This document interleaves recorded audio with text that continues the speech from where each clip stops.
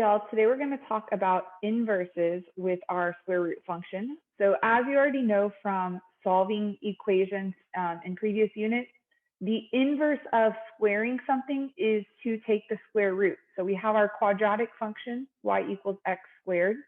And if we were solving and we got to x squared equals 9, for example, we would take the square root of both sides in order to solve, because the square root is what undoes that squaring. It's the inverse operation, if you will. Okay, so today we're going to look at square root of x and x squared as inverse functions. And we're going to practice finding the inverse of each function. Now, you will notice as we go through these that finding inverses for our square root function has an extra step compared to when we found inverses with our other functions. For example, quadratic and anything else that we've already practiced. So we're going to first look at a table for our function f of x equals x squared and g of x equals square root of x. So for this first table, I'm just going to square each of the values. 0 squared is 0, 1 squared is 1, 2 squared is 4, 3 squared is 9, 4 squared is 16, 5 squared is 25. Okay, for our square roots, if I take the square root of 0, I get 0. Square root of 1 is 1. Square root of 4 is 2. Square root of 9 is 3. If I flip over to Desmos, I've typed in the square root of 2 and the square root of 3. We can see that that's 1.41 and 1.73. Those two don't have exact square roots. Okay, so this next little piece says, ignore the points with decimals. What do you notice about the other points? So we're looking at 0, 0, 0, 0, 1, 1, 1, 1, 2, 4, 4, 2, 3, 9, 9, 3. So it says that we know these two functions are inverses of each other. By definition, that means that the x values and y values switch. So we've done inverses with ordered pairs before, where you take the entire list of ordered pairs and you just change the position of the x and the y. You don't change any of the signs. You don't do any of that. You're just switching the location of the x and the y. So we're going to go ahead and plot these table of values. So for my x squared, I'm going to plot 0, 0, 1, 1, 2, 4, and 3, 9. I get something that looks like this. And then for my square root of x, I have 0, 0, 1, 1, 4, 2, and 9, 3. So this one looks like this. Okay, so you can see that they're reflected across the line y equals x, meaning if I folded these on the dotted line, they would land where the other graph is in the other picture. So as a result, the graphs have the same numbers in their points, but the x and the y coordinates have switched places.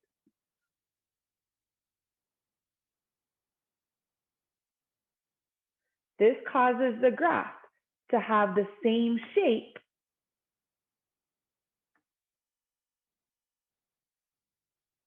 but to be reflected over the line, and this is something we already know, over the line y equals x. Okay, if we look at the domain, and this graph right here is f of x equals x squared. Notice that is only half the parabola. We did not graph the other half. Okay, so our domain here is x is greater than or equal to 0. Our range is y is greater than or equal to 0.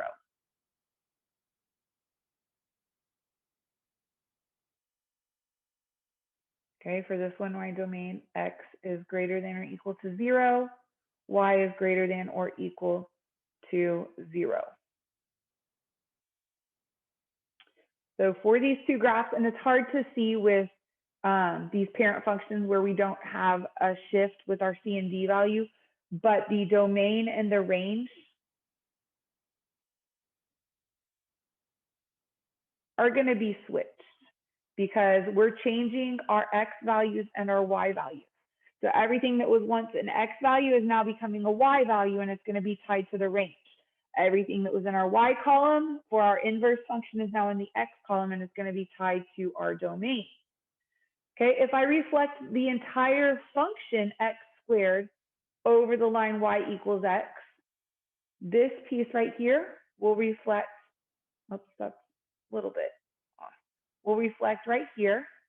And then this piece right here will reflect right there. So if I were to take the left half of my parabola that we did not have on that top graph, it's going to reflect right here. But that creates a problem because now this new shape that we get from the full reflection of the parabola is not a function. It does not pass the vertical line test because it's going to have two y values for that one x value. Okay, so that's going to pose a problem. So the problem is it's not a function. So we have to define our square root function as non-negative, meaning we can only take the square root of values that are not negative, okay? Meaning we can't take these x values on our parabola that were in negative land and then translate them to a square root function. Because remember, as we talked about last class, that's going to create imaginary numbers. So we're only going to use the positive side of that x squared graph. We're only going to use this positive side of our x squared graph so that it matches up to this exact square root function, so that we're only looking at half the parabola. Okay, a one-to-one function is a function where each element of the range is paired with exactly one element of the domain. The domain and range of these two functions need to be reversed, so we need to restrict the domain of the quadratic function. Now, this is a lot of new vocabulary and concepts that I just threw out at you. Some of you, it's going to click, you're going to understand it, you're going to be able to work through some stuff. Some of you, it's going to take seeing in examples in order to start understanding it. So I think once we start working through some of these examples, you're going to see that restricting the domain is not as complicated as it sounds. Okay, so we're going to use our four-step process that we've practiced a couple times now to find the inverse of our function. So it says we want to use our four-step process to find the inverse. Then we're going to graph both the original function as well as the inverse. And we're going to restrict the domain of our quadratic. Okay, that means that we're going to cut the parabola in half. So my original function is f of x equals the square root of x minus 2. So our first step in our four-step process is to change f of x to y. I'm just going to change it here. Okay, our next step is to switch x and y.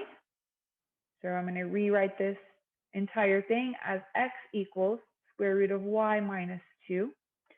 Step 3 is to solve for y. So in order to get rid of the square root, we're going to square it because that's the inverse function of taking the square root. So I have x squared equals y minus 2. And then we're going to be able to add this 2 to both sides. So I get x squared plus 2 equals y. So I've solved for my y value. And then step 4 is to simply replace y with f inverse of x. So I'm going to rewrite this as, me get a different color that stands out. F inverse of x equals x squared plus 2. This right here is my inverse function.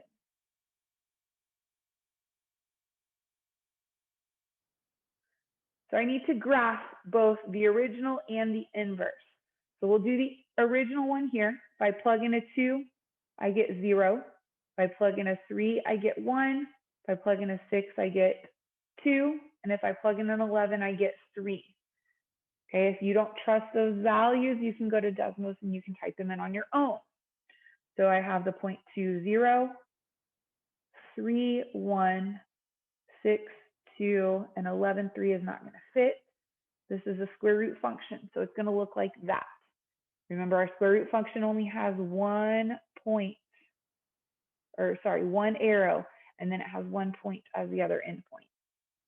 Okay, for our inverse, we can graph that over here. So this is going to be F inverse of x. So if I plug in a 0, I get 2. If I plug in a 1, I get 3. If I plug in a 2, I get 6. If I plug in a 3, I get 11. So just looking at these two tables, you can see that all 4 ordered pairs are just reversed. Okay, so I have the ordered pairs 0, 2, 1, 3, 2, 6. The other one's not going to fit. Okay, so there's half of my parabola. Technically, if I were to plug in, let's say, a -1 for my inverse function, if I plugged in a -1, I would get a 3. So technically, this parabola, if I plug in a -2, I get 6. So technically, this parabola exists over here as well. Okay, if I plugged in other values, if I plugged in negative values for my example 1, if I plugged in a 0, for example, it would try to give me the square root of -2, which I wouldn't be able to take. Okay, so even though the parabola exists for the whole thing, we only want it to match up 1 to 1, or exactly 1 point on my square root for 1 point on my parabola. So I can't go past this endpoint on my square root function. So for my parabola, I'm only looking at the domain. I'm only looking at these values over here. So I've got to put in my domain, instead of all real numbers for the parabola, I've got to say, hey, we're only looking at that yellow part, which for this particular parabola, we're looking at x values that are greater than or equal to 0, because I only want to look at this piece, because that's all that matches up with my square root function. Okay, the domain of my square root function is x is greater than or equal to 2, because my c value is 2 and I'm going to the right. The range of my original function, the square root function over here, is y is greater than or equal to 0. So the range of my new function up here is y is greater than or equal to 2. So what you'll notice, since my x and my y values switched in the two tables, so did my domain and my range. My domain from the original function became the range of my parabola, of my quadratic function, the inverse. The range of the original became my restricted domain. So even though the domain of a parabola is all real numbers, we want to restrict it or cut it in half to where it matches up with that square root function. Example 2, f of x equals x squared plus 4. So before we even find the inverse of this, let's go ahead and plot our parabola. Okay, this is a quadratic, so it's a parabola. So we have a 0. If I plug in a 0, I get 4. If I plug in a 1, I get 5. 2, I get 8. 3, I get 13. So I have the point 0, 4, 1, 5, 2, 8 would be somewhere up here. So it's going to look like this. Remember, it's a parabola. So technically, I've got this other half over here. Okay, we know our vertex is at 0, 4 because of our C and our D values. So we know that the other half is directly on the other side of that y-axis. Now, for our inverse, we can anticipate the points to be 4, 0, 5, 1, 8, 2, 13, 3. But let's go ahead and find the inverse to make sure that that's what we get when we plug in. So I'm going to switch my x and my y, and I'm going to solve for y. So we have x minus 4 equals y squared. Take the square root of both sides. We get y equals the square root of x minus 4. I'm going to replace that y with f inverse of x equals square root of x minus 4. Okay, so that is our square root function. Let's see, if I plug in a 4, I get 0. Plug in a 5, I get 1. Plug in an 8, I get 2. Plug in a 13, I get 3. So those do work. So I'm going to plot the ordered pair 4, 0, 5, 1, 8, 2. It's going to look something like this. I know that my vertex or my starting point is at positive 4, 0 based on my C and D value in this inverse function. Okay, so if I fold it along those dotted lines, or that dotted line, these two pieces will match up to one another.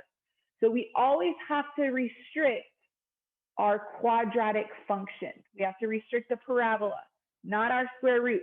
So let's go ahead and get our domain and range for our square root function first, which happens in this problem to be the inverse.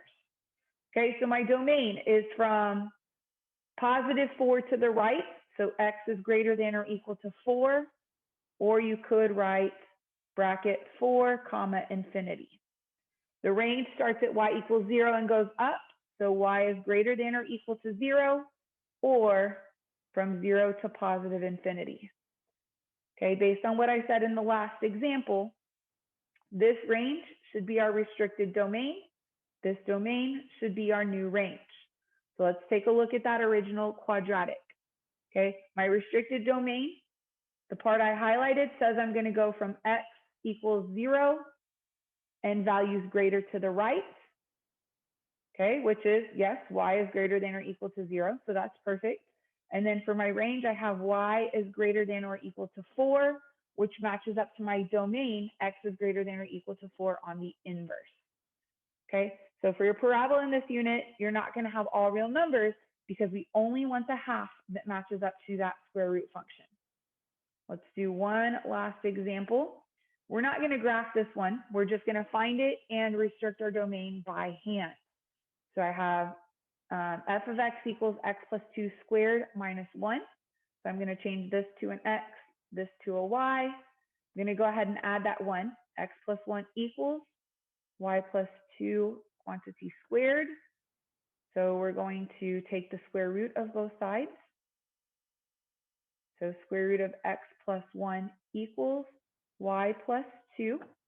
And now when I subtract this 2, we cannot put it under the square root. Once we take the square root over, anything we bring over after has to stay outside. So I have this minus 2 on the outside equals y. And then I'm just going to change that to f inverse of x equals square root of x plus 1 with a minus 2 on the outside. Okay, so we can see on our original equation, our starting point would be -2 comma -1, or our vertex, I should say, for the parabola. Okay, for the inverse, it should be reversed. So if I look here, I have a vertex or a starting point of -1 comma -2. So that's a good indicator that we performed our operations correctly to find the inverse. Okay, by looking at my square root function, because we always want to use that first, I can get my domain by looking at the C value. My C value is a -1. So this is actually going to be for our inverse. My domain, we're not going to restrict it because that's the square root. My domain is going to be x is greater than or equal to -1, because my C value is a -1 and it's going to go to the right because I don't have a negative B value that's going to reflect it. Okay, my range is going to be y is greater than or equal to -2. So then over here, we're going to restrict our original quadratic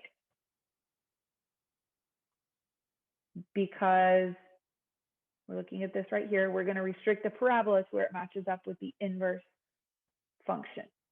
So my restricted domain is going to match up to the range. So we have x is greater than or equal to -2. And then my range, y is greater than or equal to -1. We get that from the domain of our square root. So sometimes you restrict the domain of your original function if that's your quadratic, and sometimes you restrict the domain of your inverse if that's the quadratic. So the square root you do as is. The quadratic, you have to go back and restrict your domain.